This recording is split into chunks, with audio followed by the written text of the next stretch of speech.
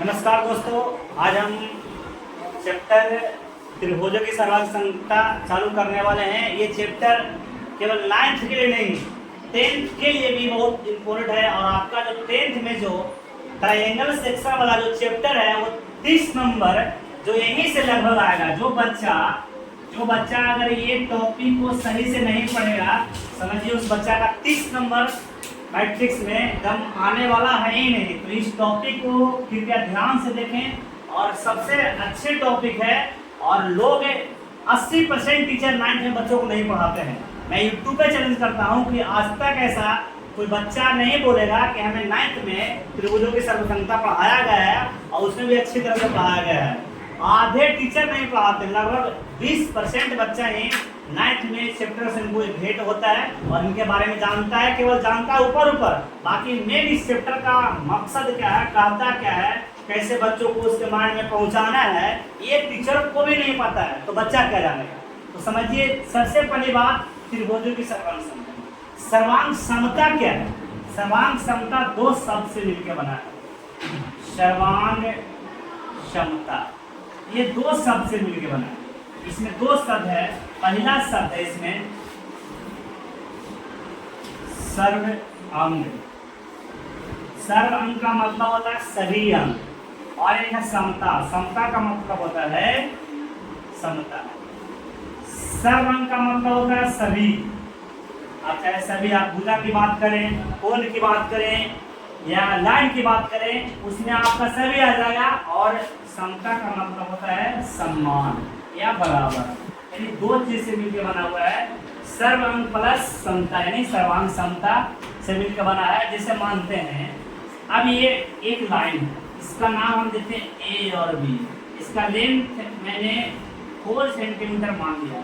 एक दूसरा लाइन है ए और बी, सी और डी मान लेते हैं, सी और डी, और इसका भी लेंथ अप्रॉक्स नहीं, लगभग हम मान लेते हैं 4 सेंटीमीटर है। तो आप हमसे कहेगा ये जो ए बी रेखा है सीडी के सर्वांगसम होगा। सर्वांगसम है, क्यों है? क्योंकि इसका भी लेंथ आपका 4 सेंटीमीटर है और इसका भी लेंथ आपका 4 सेंटीमीटर है, इसीलिए आपका सर्वांगसमता होगा। सर्वांगसमता में एक चीज और पढ़ना है, एक है सर्वांगसमता और एक है आपका समरूप। एक है समरूप। समरूप को इंग्लिश में बोलते हैं सिमिलरिटी। अब समरूप क्या होता है? जैसे मानते हैं कि मैंने एक सर्कल लिया, इसका जो सेंटर है, इस सेंटर का नाम है O। एक और सर्कल लिया, उस सर्कल का जो सेंटर है, उस सर्कल का सेंटर का नाम है C। क्या है? C। अब देखिए, ये सर्कल है, इसका रेडियस की बात करेंगे, इसका रेडियस की बात करेंगे और इसका रेडियस की बात करेंगे। तो इसका मान P जाके पॉइंट D पे मिला, ये पॉइंट P पे मिला। OP है जो छोटा किससे?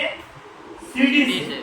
इसका जो रेडियस है, यानी बड़ा वाला जो वृत्त है उसका रेडियस, छोटा वाला वृत्त है उसका रेडियस, हमेशा इसका रेडियस बड़ा है, तो ये कभी सर्वांगसम नहीं हो सकते हैं। हाँ, समरूप बोले।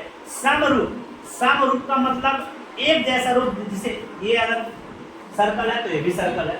अब मानते हैं कि एक हम ट्रायंगल ले लिए ऐसे और एक को ले लिया रेक्टेंगल। अब बोला क्या दोनों समरूप है? तो नहीं, क्यों?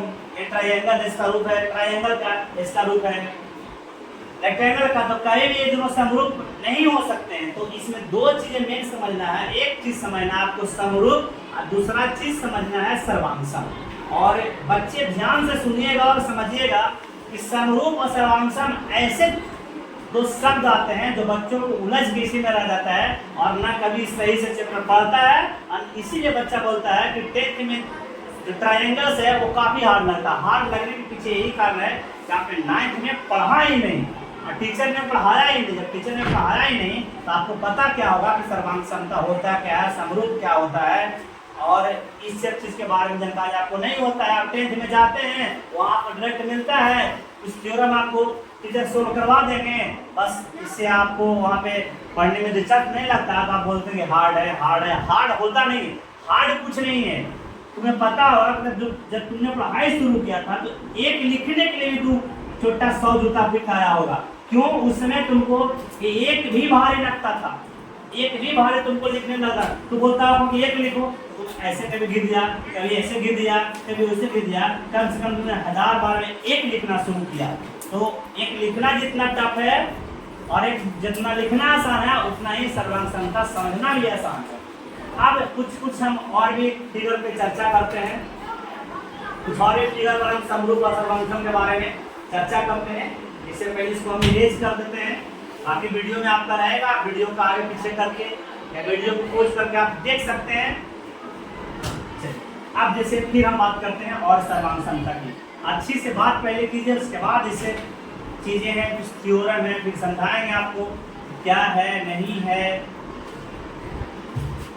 सर्वांग समता। फिर जैसे अब हमने एक और फिगर लिया, ये है रेक्टेंगल, इसका लेंथ ABCD, इसका मान लेते हैं 4 सेंटीमीटर, तो ये भी 4 होगा। क्यों? क्योंकि रेक्टेंगल है तो इसका फेस साइड जो होता है वो इक्वल होता है। इसको मान लेते हैं 2.5 सेंटीमीटर, इसको ही मान लेते हैं 2.5 मीटर। ये दो और हम फिगर लेते हैं, उसका भी लेंथ इस 4 2.5, सॉरी ये जरूरी नहीं है, ये जरूरी नहीं है छोटू आपका। लेंथ जो है, लेंथ है बने अगर ये 4 है तो 4 है, इसको हम 2.5 लेते हैं, इसको हम 2.5 लेते हैं, तो 2.5 इसका नाम है CDE, इसका नाम देते हैं CDE। ये भी एक आपका रेक्टेंगल है और ये भी आपका रेक्टेंगल। आपसे पूछेगा सबसे पहली बात, क्या बताइए ये दोनों सर्वांगसम है या नहीं? सर्वांगसम है। सर्वांगसम होने के लिए बताएं सभी अंग समान होना चाहिए, यानी इसका आकार और माप, मेजरमेंट, आकार और माप अगर दोनों जिसका बराबर होगा वही सर्वांगसम कहलाएगा, वही सर्वांगसम कहलाएगा। जैसा कि हम इस चित्र में देख रहे हैं, एक रेखा है AB जिसका लंबाई है 4 सेंटीमीटर, एक रेखा है CD जिसका लंबाई है 4 सेंटीमीटर, एक रेखा AD जिसका लंबाई है 2.5 सेंटीमीटर। यहाँ एक रेखा इसकी लंबाई है 2.5 सेंटीमीटर।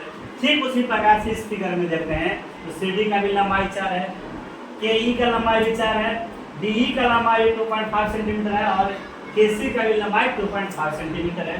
तो इस तरह से हम कह सकते हैं कि ये भी आपका सर्वांगसम है, ये भी आपका सर्वांगसम है। हाँ, अगर आपसे पूछे क्या ये दोनों फिगर समरूप है, समरूप है, सिमिलरिटी है, तो समरूप है।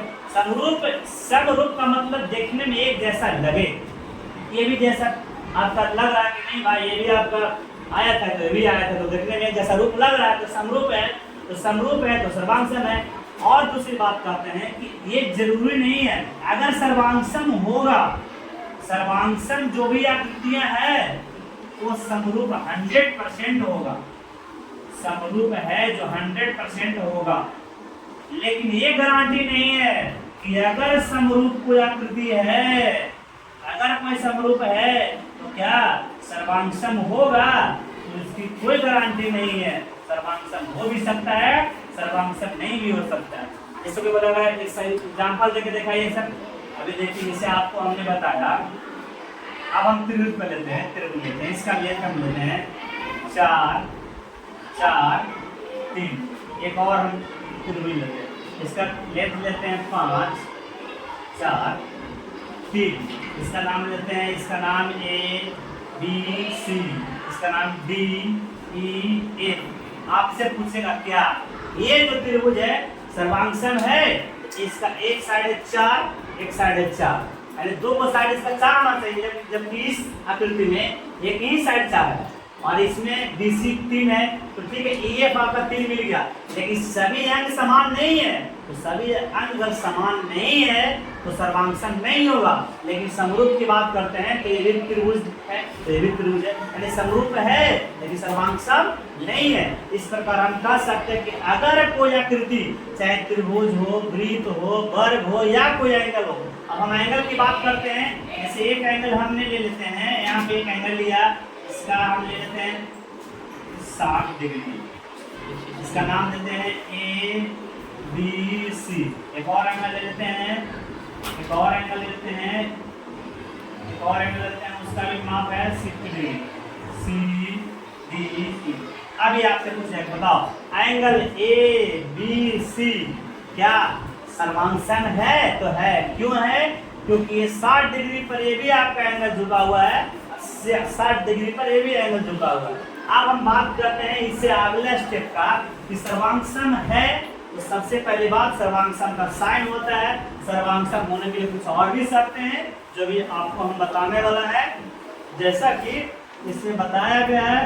कृपया बच्चों ध्यान से सुनिएगा, केवल सुनिए। मैथ है जो एकदम लविंग सब्जेक्ट है, जितना इससे आप प्रेम कीजिएगा उतना ही आपके पास आएगा, और जितना आप इससे नफरत कीजिएगा उतना ही आपसे दूर जाएगा। लोग को, कितने लोग को कहते हैं, आपने सुना होगा कि मैथ बहुत अच्छा लगता है पढ़ने में, बहुत बच्चे ऐसे कहते हैं मैथ हमको समझ में नहीं आता। इसका मतलब इससे आप कम प्रेम कर रहे हैं। मैथ जितना प्रेम कीजिएगा मैथ आपको उतना ही करीब आएगा। आप जैसे देखिए, हमने ये बताया कि इसके लिए कुछ कंडीशन है, मानते हैं ठीक है, बार बार तो आपको ऐसा नहीं देगा, लेकिन आपका जो चैप्टर है वो त्रिभुज के बारे में ही पढ़ना है। स्पेशल है जो ट्रायंगल्स के बारे में पढ़ना है। तो पीछे हमने कई सारे एग्जाम्पल लेकर आपको दिखा दिया कौन सी आकृति सर्वांगसम होगी, कौन समरूप होगा। हालांकि इस चैप्टर में समरूप के बारे में चर्चा नहीं है, लेकिन फिर भी मैंने चर्चा कर दिया है। हालांकि 10वां में आपको चर्चा अच्छी तरह से मिलेगी। अब देखिए सर्वांगसम में कुछ शर्तें हैं, उस शर्त को फॉलो कीजिए।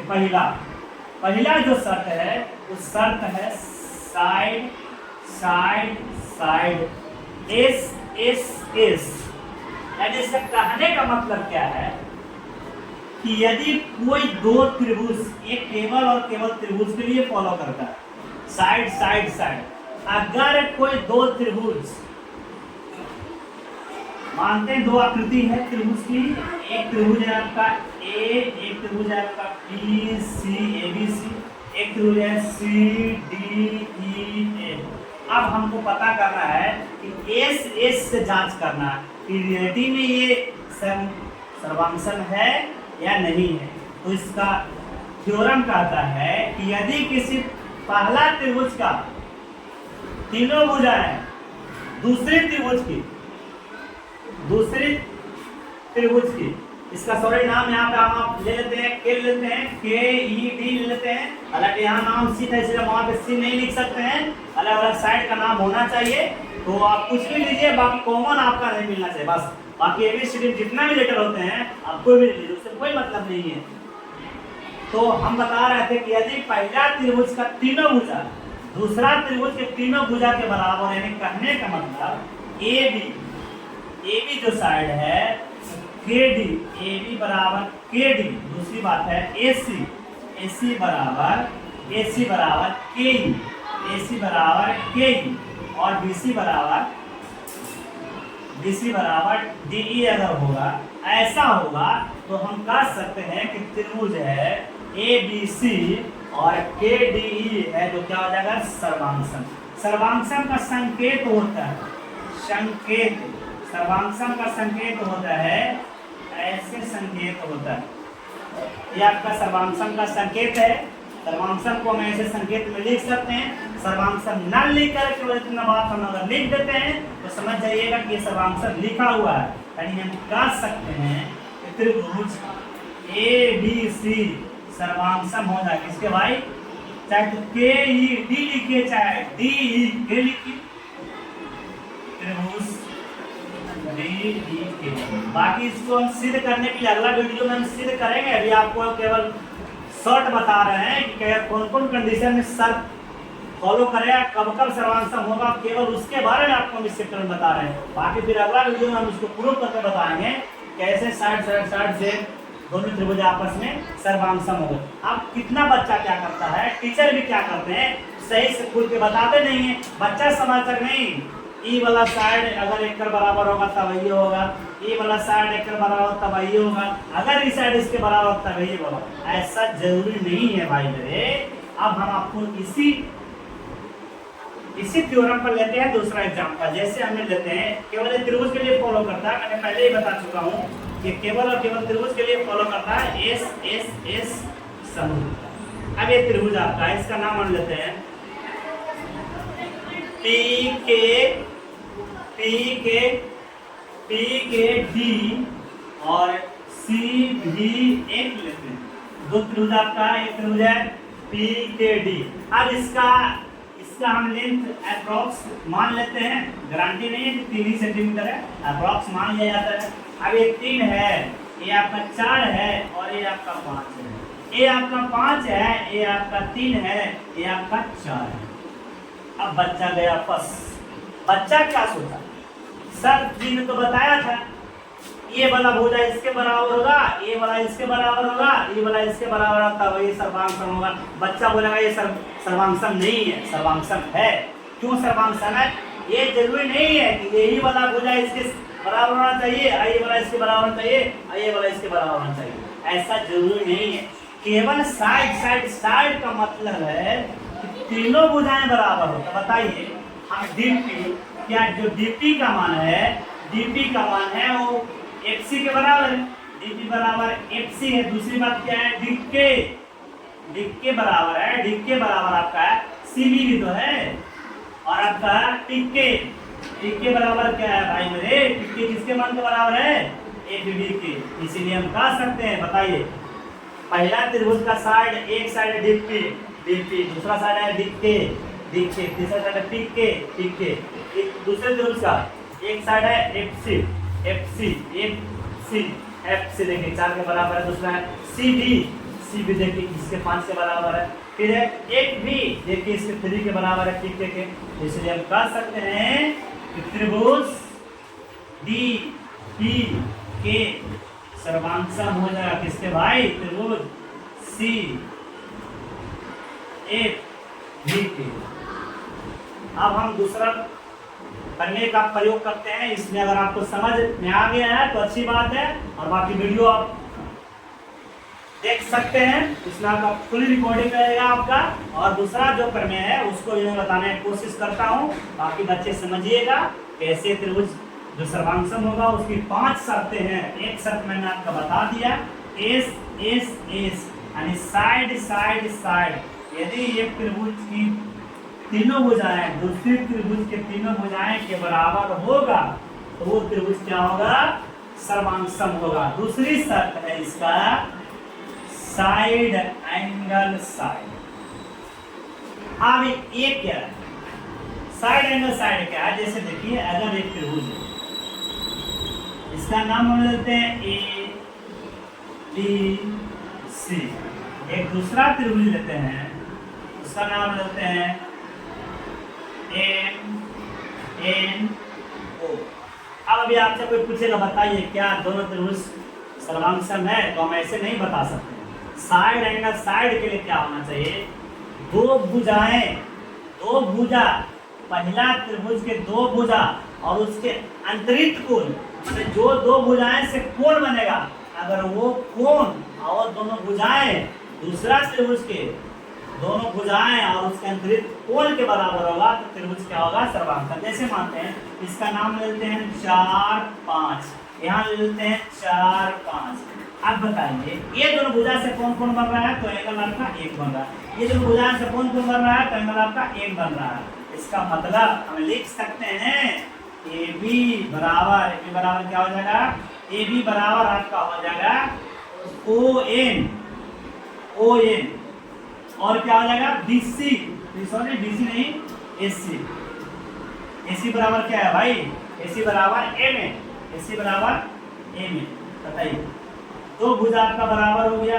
और तीसरी बात हम बताएं कि 2 भुजा और उसका अंतरिक्ष कोण, मैंने जो दो भुजाएं आपस में बराबर रहेगा और उसके बीच में उससे जो कोण बनेगा, देखिए ये भुजा है और ये भुजा है, उसके अंदर ये वाला कोण है। अगर ये मान लीजिए 60 है और अगर ये भी 60 है, यानी हम लिख सकते हैं एंगल ए है, एंगल ए बराबर आपका एंगल एन हो जाएगा। तो हम कह सकते हैं कि त्रिभुज ABC समरूप हो जाएगा त्रिभुज किसका, MNO का। कैसे भाई, साइड एंगल साइड। हालांकि ऊपर लिख दिया गया है, ये भी नहीं लिखिएगा तो काम चलेगा। अभी आपको केवल हम शॉर्ट में समझा रहे हैं। और तीसरा थ्योरम जो हम चलते हैं, तीसरा थ्योरम है वो है एंगल। आशा करते हैं कि आप लोग अच्छी तरह समझ भी रहे होंगे। और इस वीडियो को ज़्यादा से ज़्यादा शेयर कीजिए ताकि आपके जितने भी भाई बहन हैं जो कक्षा 9 में पढ़ते हैं उनके लिए काफ़ी कारगर साबित होगा। 9th ही नहीं 10th के लिए भी होगा।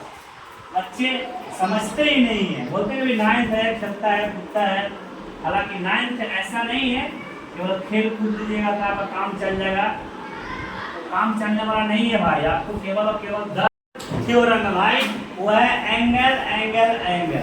यानी कहने का मतलब है यदि किसी पहला त्रिभुज का तीनों को हम इसका नाम लेते हैं ए बी सी, दूसरा त्रिभुज आपका है पी क्यू आर। यदि किसी त्रिभुज का पहला त्रिभुज का तीनों को, यानी इसको मानते हैं 50 डिग्री, इसको मानते हैं 60 डिग्री, इसको मानना पड़ेगा 70। सर ऐसा क्यों? ऐसा क्यों करें? पता है कि त्रिभुज के तीनों कोणों का योग कितना होता है? 180 डिग्री होता है। तो 70 आओ, 60 आपका हो गया 130 और 50 का हो गया 180।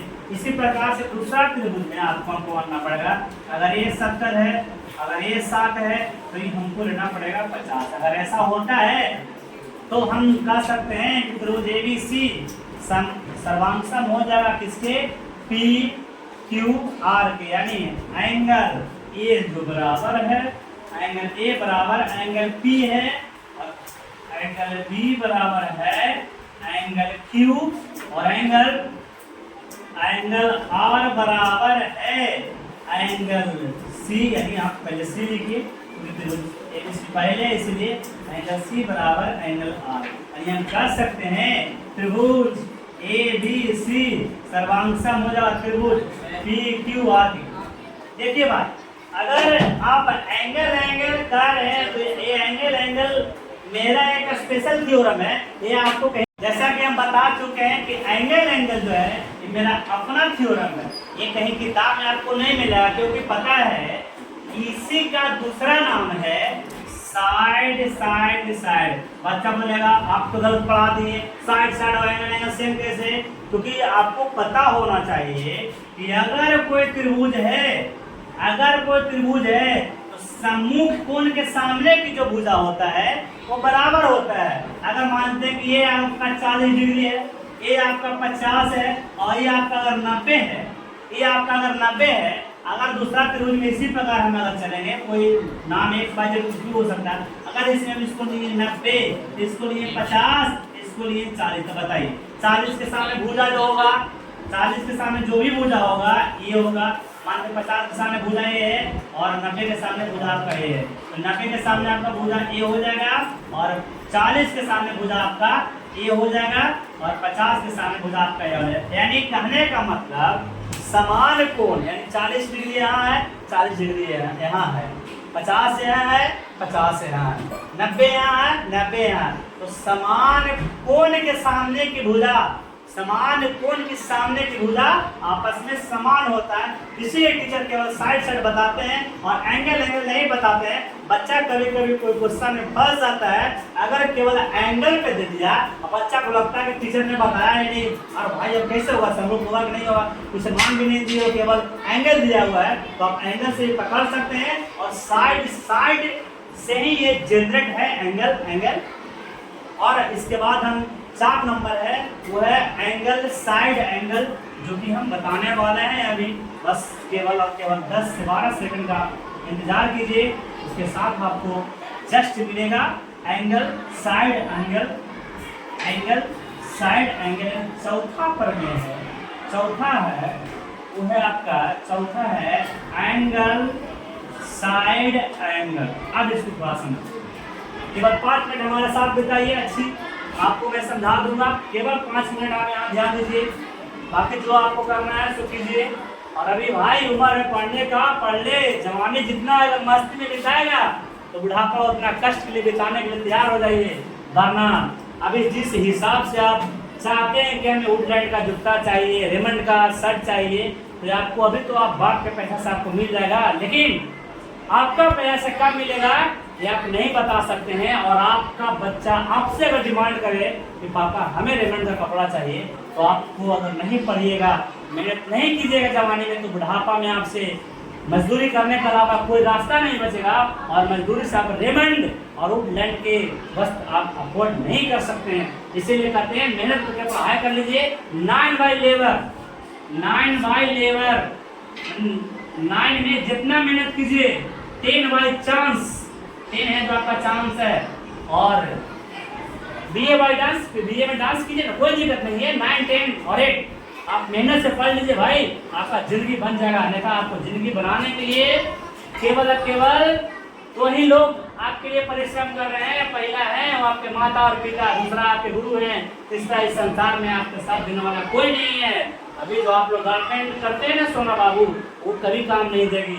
आज तुम्हारे पास है, कल उसके पास है, बस किसी के पास चल जाएगी। इसीलिए भाई पढ़ाई पर ध्यान दीजिए। पढ़ाई है जो आपको उच्चतम ऊंचाइयों तक लेके जा सकता है। कोई बोलेगा अरे पढ़ाया जो मरेगा, नहीं पढ़ाया जो मरेगा, ठीक है, अच्छी बात है। डॉक्टर APJ अब्दुल कलाम जो थे भारत के मिसाल मैन बने। क्यों बने भाई? उन्होंने पढ़ाई किया, ईमानदारी से पढ़ाई किया, तो बहुत ऊंचाई तक चले गए हैं और उनका नाम पूरे वर्ल्ड में जाना जाता है। इसलिए पढ़ाई एक ऐसा शस्त्र है, कलम में इतना ताकत है कि आपको अर्श से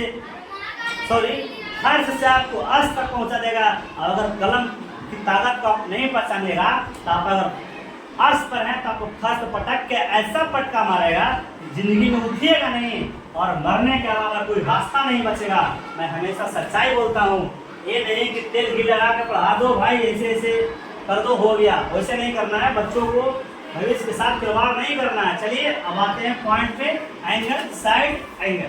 आप जैसे मानते हैं ये त्रिभुज आपका है, इसका नाम लेते हैं ABC। दूसरा त्रिभुज लेते हैं भाई PQR। इसको थोड़ा सा ध्यान दीजिएगा भाई। यहाँ केवल और केवल 5 मिनट यहाँ पे अगर बिताइए मेरे साथ तो मैं आपको जन्नत में पहुंचा दूंगा। एंगल, साइड एंगल कहता क्या है? एंगल, साइड एंगल यानी पहला त्रिभुज का एंगल मानते हैं, एंगल B मान लेते हैं। एक हमको मान के नहीं भाई, एंगल A को चला एंगल A मान लिया। इस त्रिभुज के लिए भी वैसे करना पड़ेगा। किसी का मान गया कि सर ये जरूरी है कि B बराबर Q होगा, A बराबर P होगा, ऐसा नहीं है, ऐसा कहीं नहीं है। आप जब किताब पढ़ेगा तो आपको ऐसा मिलेगा। कोई टीचर जिनके पास ज्ञान कम होता है वो बताते हैं कि ये वाला होना चाहिए, वो वाला, ऐसा नहीं है। आप कोई भी दो एंगल मानते हैं, इसमें एंगल हम लेते हैं Q, इसमें एंगल ले लेते हैं R। ये आपका एंगल मानते हैं 60 डिग्री है भाई मेरे, और ये आपका 70 डिग्री है। यहाँ इसी प्रकार से इसको ले लेते हैं 70 और इसको ले लेते हैं 60। और ये जो जिस भुजा पर कोण बनेगा, इसमें भुजा AB पे बन रहा है, इसमें भुजा QR पे बन रहा है। यानी एंगल A है जो बराबर है किसके बउआ मेरे? एंगल Q के। और एंगल जो B है भाई मेरे वो किसके बराबर है? तो एंगल R। यानी 2 एंगल आपका बराबर हो गया। और अगर भुजा मानते हैं अगर 3 सेंटीमीटर है तो ये भी 3 होना 100% जरूरी है। अगर ऐसा नहीं होता है तो त्रिभुज सर्वांगसम नहीं होगा। और कौन भुजा लेना है? कोई बच्चा बोला सर ये भुजा लेने, नहीं भाई ये भुजा नहीं लेना है। भुजा वही लेना है जिसके वो दोनों कोण बनेगा। इसीलिए हम लिख सकते हैं AB बराबर क्या हो जाएगा बंधु मेरे? AB बराबर QR। तो हम कह सकते हैं कि त्रिभुज ABC सर्वांगसम हो जाएगा त्रिभुज PQR। बाकी इसका लॉग में हम सिद्ध करेंगे, अगला वीडियो में हम सिद्ध करेंगे। और भाई मेरे, बहन मेरे, आप देखिए वीडियो को। और ऐसा आज तक किसी ने नहीं बताया यूट्यूब पर, वो भी फ्री ऑफ कॉस्ट। आपको बताने वाला कोई नहीं है, एकमात्र मैथ वाला है जो आपको बता सकता है, फ्री में पूरा कंटेंट दे सकता है। बाकी फ्री में कंटेंट आज तक यूट्यूब इतिहास में 9-10 में कोई देने वाला नहीं है, ठीक है। बाकी 5वां जो इसका प्रमेय है वो आपको हम बताने वाला है, केवल परिचित करवाने वाला है 5वां प्रमेय से। 5वां प्रमेय है जो सबसे आसान प्रमेय है। अभी तक जितना आपने पढ़ा उससे सबसे आसान 5वां आपका है RHS। 5वां आपका है भाई मेरे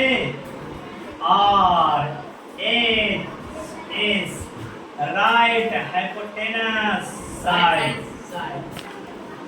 अब भाई क्या है, ये स्पेशल फॉलो होता है, ये स्पेशल फॉलो होता है केवल राइट एंगल ट्राइंगल में। ये स्पेशल फॉलो होता है केवल और केवल राइट एंगल ट्राइंगल में, अदरवाइज किसी भी ट्राइंगल में फॉलो नहीं होता है। अब हम एक राइट एंगल ट्राइंगल लेते हैं, राइट एंगल ट्राइंगल लेते हैं, इसका नाम देते हैं A B C, A B C. दूसरा आप त्रिभुज लेते हैं भाई मेरे, दूसरा त्रिभुज लीजिए, इसका नाम ले लीजिए, इसका नाम ले लीजिए पी क्यू आर। आपको पता होना चाहिए, आपको पता होना चाहिए, आपको पता होना चाहिए कि जो राइट एंगल है उसका जो एक एंगल होता है वो 90 डिग्री के बराबर होता है भाई मेरे। इसके बराबर होता है एक एंगल के, यदि 90 डिग्री के बराबर होता है, ये आपका 90 डिग्री है, ये भी आपका 90 डिग्री है। इसमें क्या होता है, RHS में क्या होता है, अगर ये 90 है, ये 90 है, ये थोड़ा हाइपोटेनस, हाइपोटेनस का साइड यानी जो कर्ण है, यानी इसका कर्ण कौन है, 90 डिग्री के सामने जो भुजा रहता है, 90 डिग्री के सामने जो भुजा रहता है उसी को हम कर्ण बोलते हैं। 90 डिग्री के सामने जो भुजा रहता है उसी को हम कर्ण बोलते हैं। तो आपका कर्ण, आपको मानते हैं इस त्रिभुज के लिए कर्ण ऐसी है, वो त्रिभुज के लिए कर्ण PR है।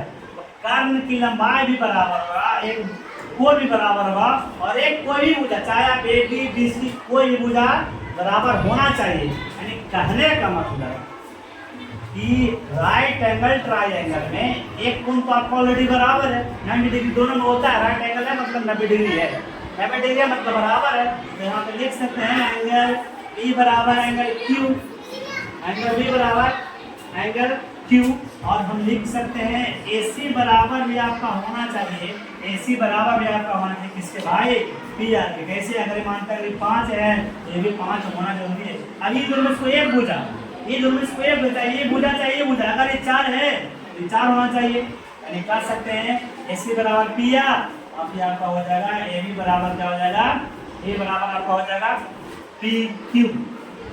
तो लिख सकते हैं त्रिभुज ABC सर्वांग हो जाएगा त्रिभुज किसका, PQR। Thanks for watching. बाकी फिर मिलते हैं नेक्स्ट वीडियो में पूरा प्रूफ के साथ।